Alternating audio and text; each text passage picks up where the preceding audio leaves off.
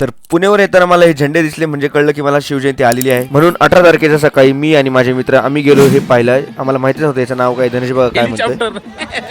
त्यानंतर आम्ही हे सगळी माणसं अशी वर बघत होतो काय आहे नेमकं ते माहिती करण्यासाठी आम्ही त्यांना विचारलं की हे काय आहे. मग त्यांनी आम्हाला सांगितलं की हे आहे पॅरामोटर, ज्याच्यात बसून आपण एक शिवनेरी किल्ल्याच्या इथून एक राऊंड मारू शकतो हवेतल्या हवेत आणि बघू शकतो शिवनेरी किल्ला आणि जुन्नर. मग ते पाहून आणि जुन्नरची नवीन वेश पाहून आम्ही गेलो शंकरराव शाळेवर, जिथे एक भव्य दिव्य वेश उभी केली होती आणि आतमध्ये भरपूर सारे स्टॉल उभे केले होते जे की बंद होते कारण की दुपारची वेळ होती. त्यानंतर आम्ही गेलो वडजला, जिथं आम्ही टेंट सिटी पण पाहिली आणि त्याच्याच मागे हे जेट स्कीइंग पण होतं जे की खूप भारी होतं. त्यानंतर आम्ही गेलो शंकरराव शाळेवर, जिथं स्टॉल लागले होते. त्यापैकी एका स्टॉल मधून आम्ही द्राक्षाचा रस पण पिला जो की खूप भारी होता, तो आम्हाला सगळ्यांना आवडला. त्यानंतर आम्ही गेलो शिवाजी महाराजांच्या स्मारकाच्या इथं, जिथं खूप गर्दी होती, लोक इथे भरभरून आले होते टेम्पो मध्ये आणि लोक ज्योत पण घेऊन आले होते. त्यानंतर डीजे पण होता, त्या डीजे मध्ये आम्ही भरपूर नाचलो आणि रात्री 12 वाजता आम्ही फटाके पण वाजवले आणि महाआरती पण म्हणली. दुसरा पार्ट बघण्यासाठी माझी व्हिडिओ लाईक करा आणि मला फॉलो पण करून टाका.